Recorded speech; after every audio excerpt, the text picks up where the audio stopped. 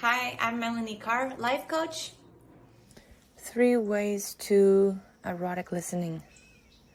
3 tips, 3 important things to remember when you want to make a deeper connection with your partner and even with yourself. Everything can be applied to yourself just the same way it can be applied to a relationship.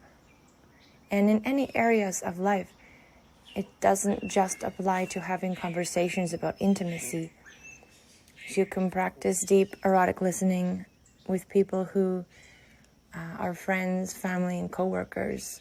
And this is where we start breaking the taboos about how our erotic creative energy is not about sex. It's about creating connection. It's about creating deep creative connection with the people around us. So the first important point, I think, is to stay present. We talk a lot about staying present, about being in the now.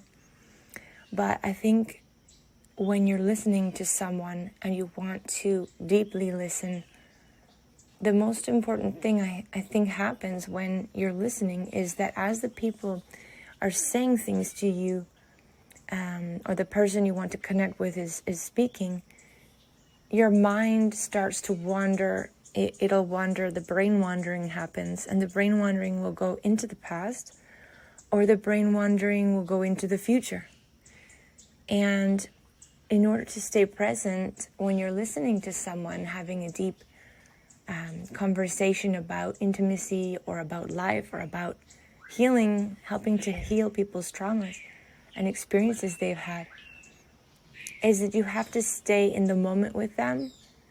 Don't allow your mind to go into the past and go into the future. The minute that you lose the presence that you have in the moment with that person, you're no longer listening deeply. You're no longer receiving and absorbing what that person has, their message, their energy. So the number one point there is to stay present, really stay present. Now, you'll find as you are listening, your mind will tend, it's just like in meditation, your mind will tend to wander. Just bring it back to the present. Don't beat yourself up for thinking about other things as you're listening. Just bring yourself focused back into the present and listen again in the moment with the person. And sometimes, point number 2 here, to stay connected, I think it's you're connected with the person in the moment they're speaking, you're listening to them. But I think what tends to happen is that as a person speaks and some of the traumas come up, some of the more negative energies that they start to share come out, you will find you start losing energy. And this is where I think people start to wander and they start to unconnect from the person because nobody wants to absorb the more lower vibes from someone else. And this is where you need a little more energy. So you're listening, you're in the moment.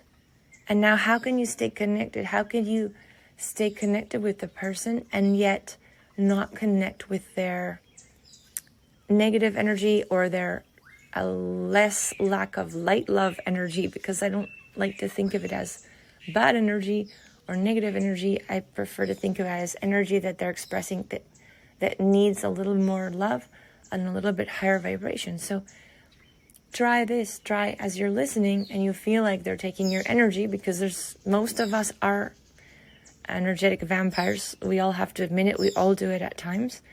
We start to talk and we start to get out the energy that we want to release that's not the most pleasant energy. And a lot of people do it by speaking. So in that moment, feel your creative erotic energy and breathe in to the conversation and bring that energy from your sexual creative energy into your heart center and breathe in and add more energy into your connection. Add some of your creative and life force energy into the listening. Every time you feel like they're drawing away your energy, just take a deep breath and bring more of your earthy, physical, erotic, creative energy into the conversation. This is where we have to start using our sexual energy to help ourselves in order to have the love and the force and the connection in the heart center that we need in order to stay connected. If we're always just looking to have the connection of the energy from the universe, we find that sometimes it's not strong enough or dense enough in order to be able to combat that more lower vibrational energy that other people start to speak to you, and they start to like get it into you, and you're listening to them and you want to listen, but it's just not that pleasant. So bring some of your own energy, connect also with the universe, of course, bring down the universal connection, the God connection, but also remember to bring like right up from the earth, right up through your body, through your own, like from your sexual organs, from your lower chakras or whatever you want to call them, breathing in and right up to your heart center. And then add that in to the presence, the connectedness that you're feeling when you feel like you need a boost of energy in order to be able to stay connected and not lose your energy. And I think another important thing is to breathe, really breathe slowly and deeply as you're listening. And even try what happens if the person does go off on a really negative tangent and you don't want to pay quite as much attention. You just feel like they need someone to listen and absorb their energy. Don't pay so much attention to their words. The words and the drama of what they're talking about sometimes is not the most important point of the conversation. You can be present and watch how they breathe, and try mirroring their breathing. Try to breathe at the same frequency they are. How does it feel? Are they breathing too fast? If they're breathing very fast, ask them, tell them. Ask them to keep telling you what they're speaking of, but ask them to slow down, to breathe a little deeper. And then you breathe a little deeper with them and mirror their breathing. And as you breathe in and breathe in that beautiful life force, erotic energy into your heart, listening to them. And as you exhale and you breathe out, allow the energy of the vibes and the drama and the trauma or whatever it is that they're getting out that's a little more like lower energy. Just release it out and breathe in. And it's just like the plants and the flowers. They breathe in oxygen, they breathe out carbon dioxide. They breathe in carbon dioxide, they breathe out oxygen, So you're processing exactly the same way. You're processing the energy from the people that need to heal. They need to have this deep presence with you. So this is an important point in order to create better listening and a deep erotic focus in your listening process. Everyone's teaching about listening and how to stay present and how to be a good listener. But no one is giving us this extra point of how to bring a little more energy into that listening.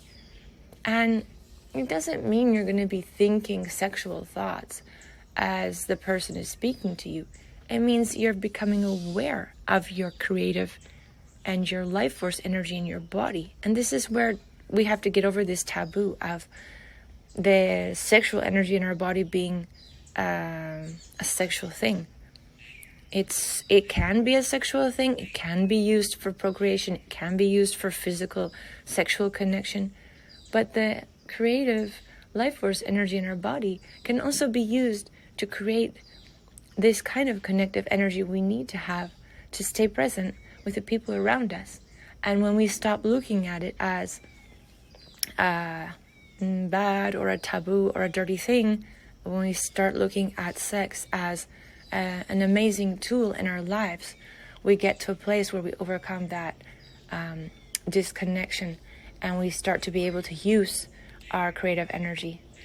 So those are my 3 tips, 3 ways to deep erotic listening. Stay present. Don't do brain wandering into the past and future. Stay connected.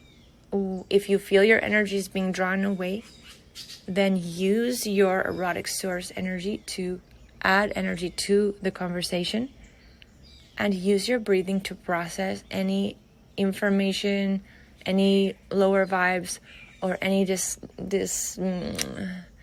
any kind of traumatic experiences that you're listening to from the other person. Breathe in and exhale, just like the plants and flowers do. You know, the carbon dioxide and the oxygen, just exactly the same thing.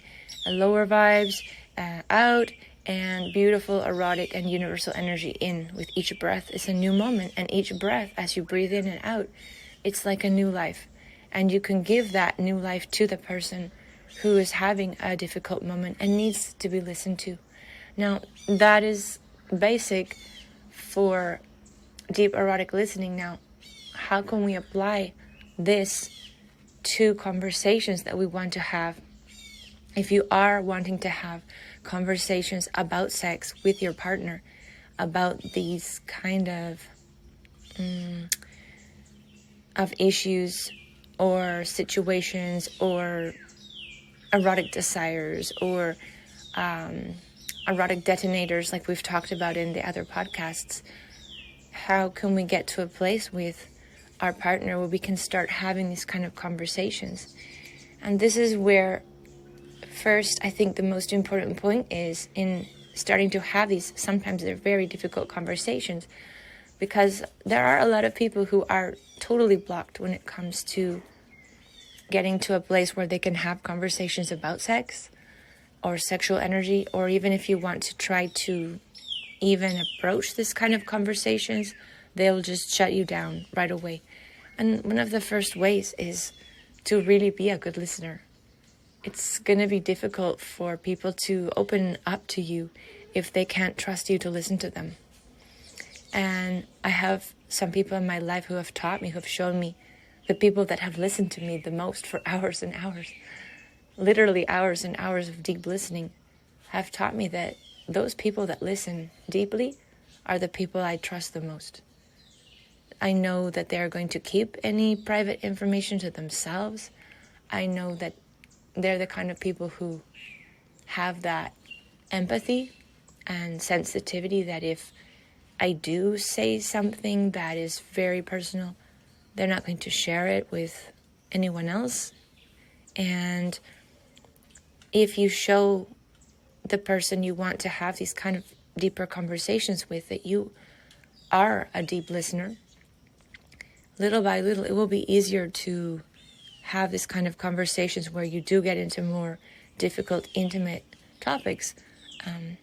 If you have a relationship with someone and you want to start bringing up different ideas and conversations that can be really difficult about sexuality, about intimacy, about sexual transmutation, when it's such a new topic that a lot of people don't even know exists. It's just a topic where, people have sex, and then you have spirituality, and then you have a few areas of like tantric sex or India or Chinese, and it's just like a little bit of information from the ancient Indian philosophy or the ancient Chinese philosophy, but there's not, there's a little bit of information also. I think it's Napoleon Hill talked like years ago about sexual transmutation, but the information is just in the West, it's just a little, tiny piece of it, and then in the Eastern philosophies and the Chinese philosophy, there's just a little bit of information there. But it's very hard to interpret it, understand it, because even the tantric sex, there's classes and there's courses, but most of it is just still based on sexuality, not based on bringing it out of the sexuality and into an everyday life creative energy that you're going to use for your life mission.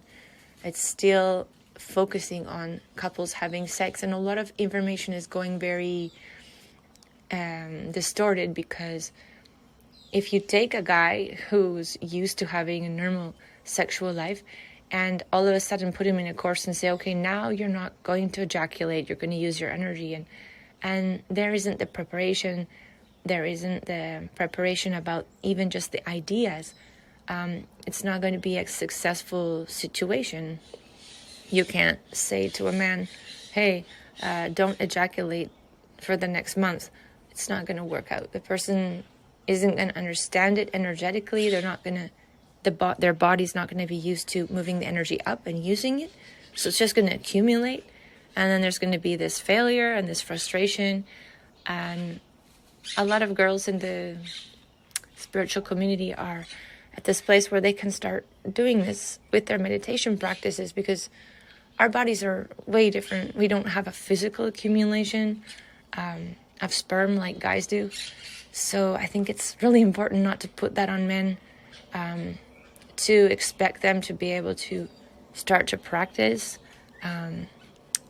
using their energy in the relationship until there's been a lot of deep conversations, a lot of education, a lot of first healing traumas, and healing all the taboos and ideas about sex and about what our erotic creative energy is for and why God gave us erotic creative energy. Just like God has energy in a seed, you plant it in the ground, and you have the universal force of energy that makes the seed grow.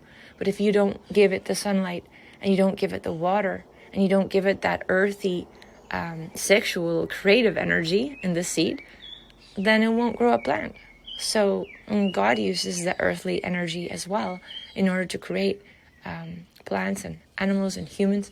So I think it's important for us to understand that energy is very holy and spiritual. Instead of having it separated, we're just, the only way we're used to it is it being, the beer commercial with the booby girl selling the beer. And that's how they've motivated us for years now. And the marketing people know about this. So why are we not using that energy to motivate ourselves in our own lives?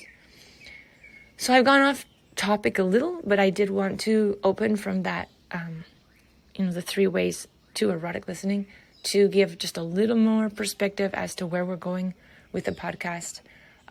I do the podcast out here in nature often.